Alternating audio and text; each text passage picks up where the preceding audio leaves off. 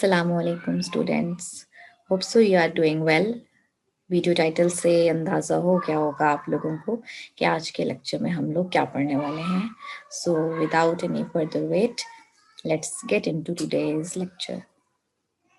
अब आ जाते हैं PIM और PSM की तरफ।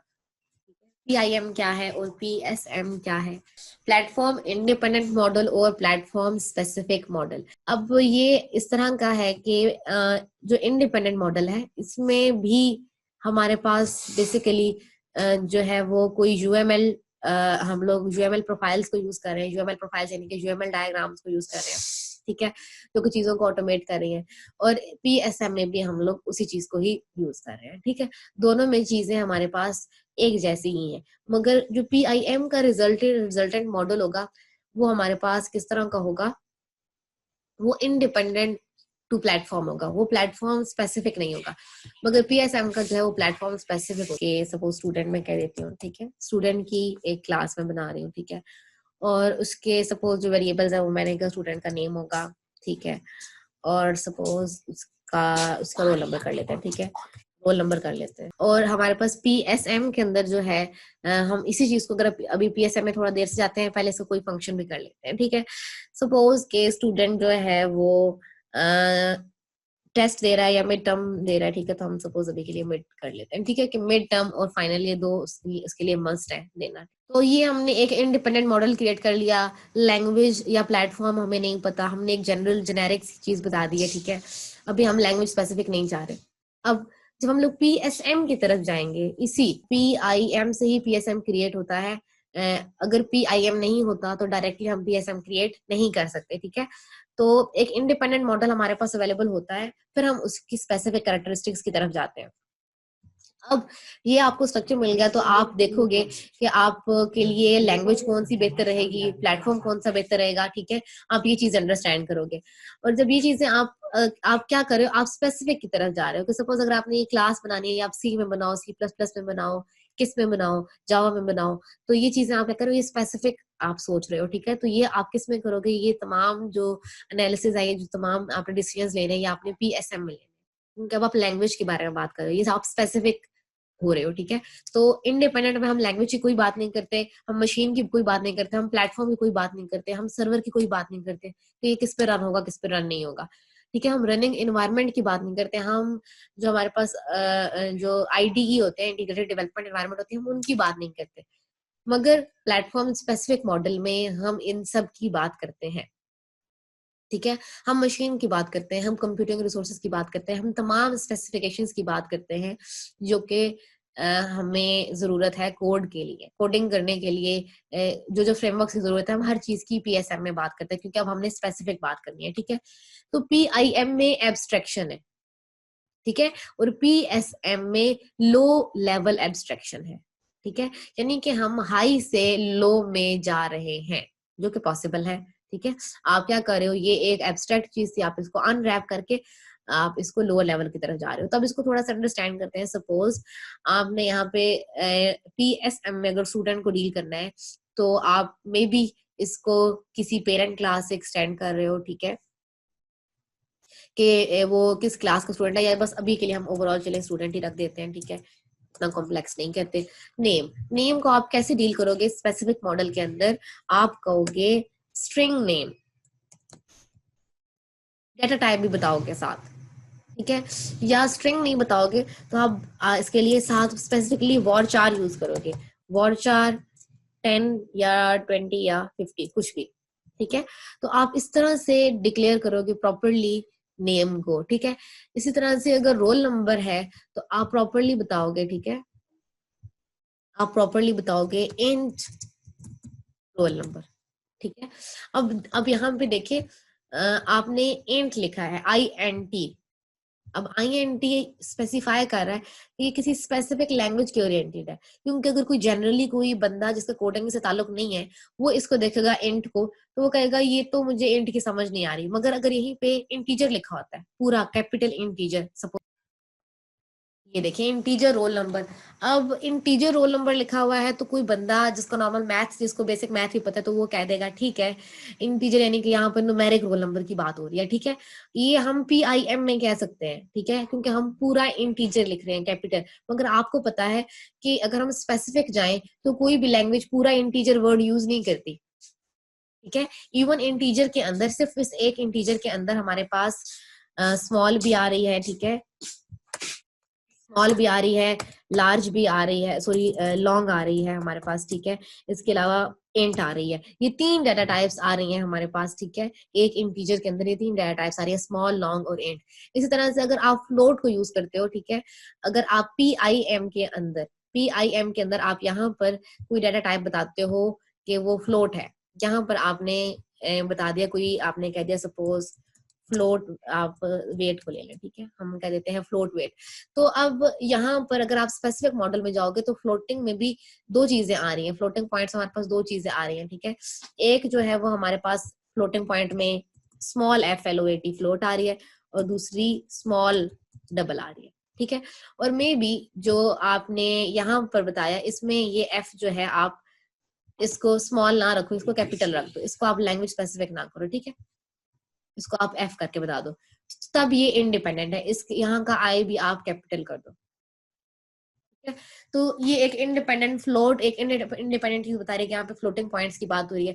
मगर जब आप स्मॉल f के साथ डील करोगे तो तब आप कहोगे ये स्पेसिफिक की बात हो रही है, ठीक है। इस तरह से अगर पूरा इंटीजर बताया जाता है तो वो एक इंडिपेंडेंट है।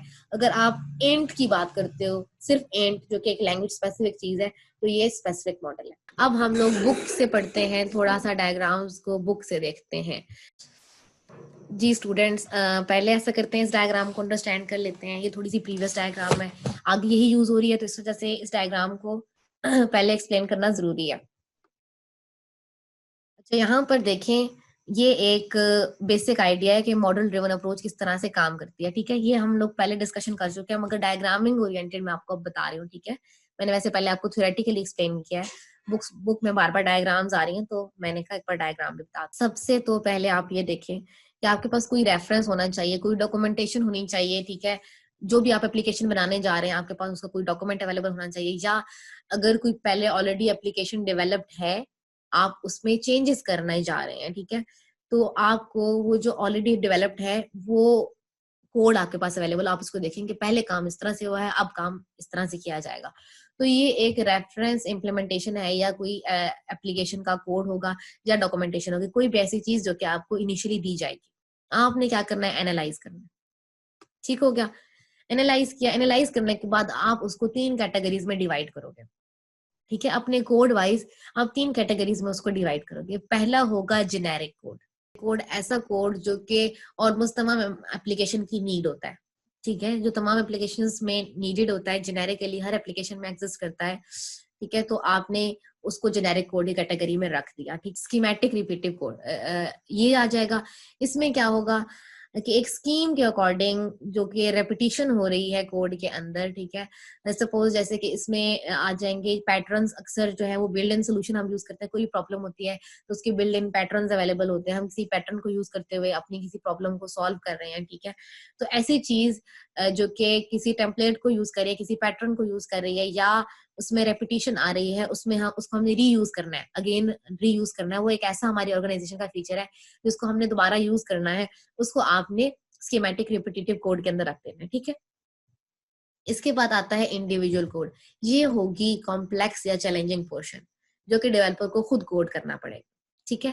ये नल भी हो सकता है, ये जीरो भी हो सकता है। कोई सॉफ्टवेयर होते हैं जिसके अंदर कोई चैलेंजिंग चीज नहीं चाहिए होती, तो फिर आपके पास ये 2 चीजें हो जाएंगी, जेनेरिक और स्कीमेटिक रिपीटेटिव कोड। मगर अगर कोई कॉम्प्लेक्सिटी भी अचीव करनी है, कोई चैलेंजिंग पोर्शन है, तो उसके भी आपने सेपरेट पोर्शन बना देना है। एनालाइज करने के बाद ये 3 चीजें आपने सेपरेट कर, इसके बाद हमें ये 3 आउटपुट्स चाहिए होती हैं। जब भी आपने MDST की बात करनी है तो ये 3 चीजें आपको चाहिए होती हैं। अब ये क्या चीजें हैं? पहली है DSL, डोमेन स्पेसिफिक लैंग्वेज, ठीक हो गया। दूसरी चीज हमारे पास है ट्रांसफॉर्मेशंस। ये ट्रांसफॉर्मेशंस हैं PIM और PSM की आपस में ट्रांसफॉर्मेशन। पहले एक इंडिपेंडेंट मॉडल होगा, वो PSM में ट्रांसफॉर्म होगा। PSM में भी हमारे पास डबल ट्रांसफॉर्मेशन होती है, हम अभी आगे अगली डायग्राम में देखते हैं। तो यहाँ पर हर तरह की ट्रांसफॉर्मेशन आ जाएंगी, ठीक है, कि model to model transformation, model to code transformation, ये तमाम ट्रांसफॉर्मेशन हमारे पास यहाँ पर आ जाएंगे। और फिर है हमारे पास प्लेटफॉर्म। प्लेटफॉर्म बच्चों हमारे पास होगा इंफ्रास्ट्रक्चर या हमारे पास जो है सपोज कि आपने सर्वर कौन सा यूज कर रहे हैं, ठीक है, जिसके ऊपर एप्लीकेशन रन होना है, हार्डवेयर रिसोर्सेज क्या है, सॉफ्टवेयर रिसोर्सेज क्या है, मतलब जो भी आपकी ओवरऑल नीड्स है, कंपाइलर कौन सा है, कंपाइल के लिए कौन सा सॉफ्टवेयर यूज हो रहा है, तो ये तमाम चीजें जो कि हार्डवेयर रिलेटेड है या आपकी एप्लीकेशन के रनिंग ओरिएंटेड है, इंफ्रास्ट्रक्चर ओरिएंटेड है, वो तमाम चीजें प्लेटफॉर्म में आ जाएंगी, ठीक है। तो अब ये चीज हो चुकी है आपके पास फाइनलाइज, और आपको ये भी पता चल चुका कि आपके पास मेन क्या फीचर्स हैं जो आपके पास होने हैं। और ये जो 3 फीचर्स हैं ये हर सॉफ्टवेयर के लिए एक बार क्रिएट होंगे, ये दो बार क्रिएट नहीं हो सकते, ठीक है, ये एक बार ही क्रिएट होंगे, ये यूनिक है, ये सिंगल ही एक बार क्रिएट होंगे। तो बहुत ही ध्यान से DSL चूज करना है, ठीक है, और ट्रांसफॉर्मेशन की तरफ जाना है, ठीक है, और प्लेटफॉर्म भी, ये तमाम चीजें एक बार क्रिएट होंगी, बार बार क्रिएट नहीं होंगी, ठीक है। तो अब आपने क्या करना है, आपके पास एक एप्लीकेशन का मॉडल है, जिस जो भी आप अपना मॉडल यूज करोगे, और इसके अलावा जो है वो आपको आपका जो स्कीमेटिक रेपिटेटिव कोड है वो इंडिविजुअल कोड के साथ आपस में जो है वो इंटरेक्ट कर रहा है और प्लेटफॉर्म के ऊपर ये रन हो रहा है। तो ये ओवरऑल एक MDSD का जो फ्लो है वो आपको इससे पता चल रहा है, ठीक है। तो इसमें जो याद रखने वाली चीजें हैं वो ये 3 कैटेगरीज के, आप ओवरऑल कोड को 3 कैटेगरीज में डिवाइड करते हैं, और दूसरा 3 आउटपुट्स, ठीक है, जो कि आपके हर सॉफ्टवेयर के लिए एक बार क्रिएट होंगे। अब आप यहाँ पर देखें, ये वही ट्रांसफॉर्मेशंस हैं जिसकी हम बात कर रहे थे, ठीक है। तो सबसे पहले आपने डोमेन स्पेसिफिक स्पेसिफिकेशन जो कंसिडर करनी है कि किसी भी डोमेन के स्पेसिफिक क्या क्या सॉफ्टवेयर की स्पेसिफिकेशंस हैं, क्या क्या जरूरी चीजें जो हमने देखनी है, ठीक है, वो आ जाएगा प्लेटफॉर्म इंडिपेंडेंट मॉडल, यानी कि PIM। तो एक UML प्रोफाइल के ऊपर बेस्ड प्रोफाइल आपने बना, मतलब उसको यूज करते हुए आपने एक PIM क्रिएट कर देना। अभी मैं PIM की क्रिएशन की तरफ भी जाऊंगी, ठीक है, कि ये किस तरह का होगा। तो अभी आप लोग ये अंडरस्टैंड कर लें कि ये UML प्रोफाइल को यूज करते हुए बनाया जाएगा, इंडिपेंडेंट होगा, प्लेटफॉर्म पर डिपेंड नहीं करेगा, ठीक है, मशीन पर भी डिपेंड नहीं करेगा। फिर आ जाए प्लेटफॉर्म स्पेसिफिक की तरफ। अब यहाँ पर प्लेटफॉर्म स्पेसिफिक तरफ जाने से पहले हम मॉडल टू मॉडल कन्वर्जन कर रहे हैं। अब ये मॉडल टू मॉडल कन्वर्जन क्या है, PIM की कन्वर्जन PSM के अंदर, ठीक है, PIM की कन्वर्जन PSM के अंदर, ये हमारे पास क्या है, मॉडल टू मॉडल कन्वर्जन। यहाँ पे जो मैं आपको एग्जांपल दे रही थी, सपोज इधर के लिए आप यूज कर लें कि यहाँ पे हम व्यू यूज करेंगे फ्रंट एंड के लिए, ठीक है, बैक एंड के लिए आप कह दें कि हम लोग सपोज लारावेल यूज करेंगे, ठीक है, इनकी एग्जाम्पल के अकॉर्डिंग डिफरेंट है, ठीक है, और आप यहाँ पर कह दें कि हम डेटाबेस के लिए सपोज SQL यूज करेंगे, ठीक है। तो आपने क्या किया, स्पेसिफिक चीजें चूज कर ली, यानी कि आपने एक इंडिपेंडेंट मॉडल से आपने स्पेसिफिक मॉडल को चूज कर लिया, स्पेसिफिक भी चूज किया तो मॉडल चूज किए हैं, ठीक है, मॉडल चूज किए अभी। फिर उन मॉडल से अगेन ट्रांसफॉर्मेशन होती है और हम लोग मॉडल टू कोड कन्वर्जन करते हैं। तो ये जो भी आपको मॉडल्स नजर आ रहे हैं, ये एक जो कोरबा है ये हमारे पास C++ का है, J2 जावा का है, XML का आप लोगों को पता है, ठीक है, एक्सटेंसिव मॉडलिंग लैंग्वेज है हमारे पास, ठीक है। तो ये इसको XAML भी कहते हैं, ये हमारे पास एंड्रॉइड में भी यूज होती है, ठीक है, ये हमारे पास HTML वगैरह के अंदर भी यूज होती है। तो ये वो वाली तमाम चीजें हैं, ठीक है। तो अब ये हमारे पास PSM में हमारे पास ये मेन मॉडल्स हो गए, ठीक है, कि जो जावा है एक सिंपल जावा का कोड होता है, ठीक है, एक होता है किसी मॉडल को यूज करते हुए ये जावा जो एडवांस जावा होती है उसका है J2EE। तो अब C++ में एक सिंपल कोडिंग करो या किसी मॉडल को यूज करते हुए कोडिंग करो, तो ये जो आपने सबसे पहले डोमेन स्पेसिफिक स्पेसिफिकेशंस थी उसमें आपने सबसे पहले मॉड्यूल आइडेंटिफाई किए कि सपोज ये चीज C++ के अंदर बनेगी, ये यहाँ पे हमारे पास जावा एड अप होगी या जावास्क्रिप्ट एड अप होगी, यहाँ पे हमारे पास XAML ऐड होगा। ये आपने स्पेसिफाई कर ली। अब आपने लैंग्वेज स्पेसिफाई कर ली, मगर आपने PSM में उनके मॉडल्स चूज किए, यानी कि C++ का मॉडल चूज किया, जावा का मॉडल चूज किया और XAML का मॉडल चूज किया, यानी कि ये वाली चीजें चूज की, ठीक है। ये प्लेटफॉर्म स्पेसिफिक हैं। और फिर अगेन इन मॉडल से जो आपने मॉडल्स चूज किए इनसे हम लोग कोड जनरेशन की तरफ जाएंगे, ठीक है। इस मॉडल से हम लोग कोड जनरेशन की तरफ जाएंगे और फिर हम लोगों के पास जो है वो C++ का कोड जनरेट होगा, या जावा का कोड जनरेट होगा, या फिर XAML का कोड जनरेट होगा, ठीक है। और तब जब ये हमारे पास कोड जनरेट होगा तो ये कौन सी फेज है, इम्प्लीमेंटेशन की फेज। अब आगे इसकी एक और डिटेल्ड एग्जाम्पल है, उसकी तरफ थोड़ा सा चलते हैं। यहाँ पे भी सिंपली बताया हुआ है कि PIM से हम PSM पॉसिबल है, यानी कि प्लेटफॉर्म इंडिपेंडेंट मॉडल अवेलेबल हो तो हम प्लेटफॉर्म स्पेसिफिक मॉडल अचीव कर सकते हैं। क्या रिवर्स पॉसिबल है, PIM है, ठीक है, और इसके अलावा हमारे पास है PSM, ठीक है। तो हम कह रहे हैं कि वॉइस वर्ड्स पॉसिबल है या नहीं है। तो वॉइस वर्ड्स पॉसिबल है, हमारे पास एक साइड ऑटोमेटेड होगी, दूसरी नहीं होगी। अगर PIM से हम लोग PSM की तरफ जा रहे हैं, मैंने ये एरो इस तरह का बनाया, तो यहाँ पे हमारे पास ऑटोमेशन हो रही है, क्योंकि हमारे पास एक एब्स्ट्रैक्ट चीज है, हम लोग लोअर एब्स्ट्रैक्शन की तरफ जा रहे हैं, तो हम इसको ऑटोमेट कर सकते हैं।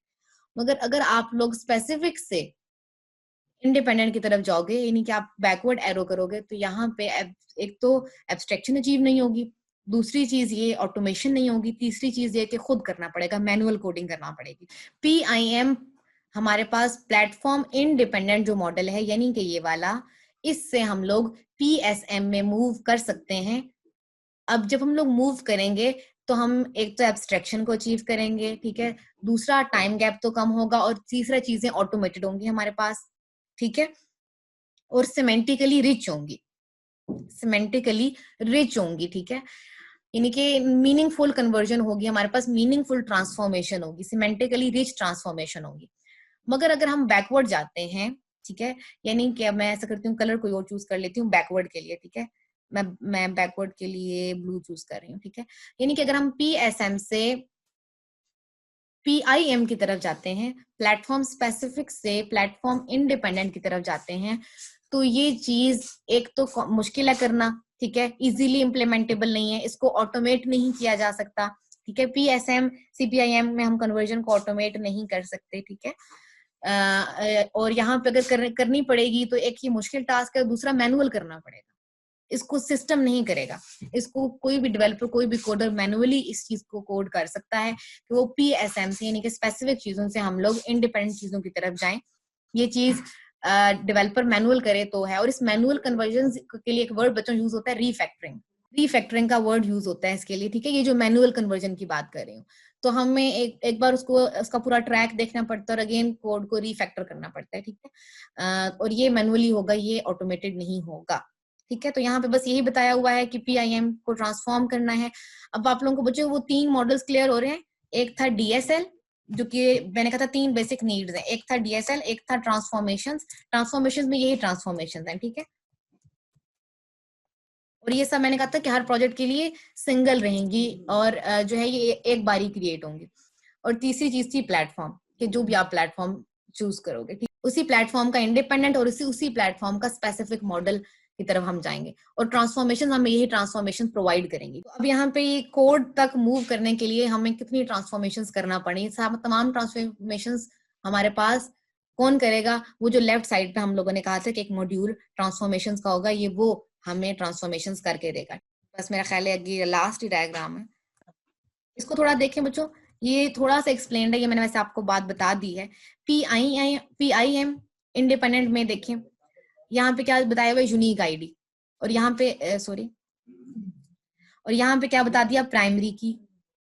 ये स्पेसिफिक में क्या हो गया, उसको प्राइमरी की बता दिया। यहाँ पे सिर्फ बताया हुआ नंबर, और किस तरह का होना चाहिए, इंटीजर, मगर यहाँ पे आपने इंट, क्योंकि इंट हम अगर लैंग्वेज को यूज करें या स्पेसिफिक लैंग्वेज की तरफ जाएं तो हम लोग इंट यूज करते हैं, इंटीजर पूरा नहीं यूज करते डाटा टाइप के लिए।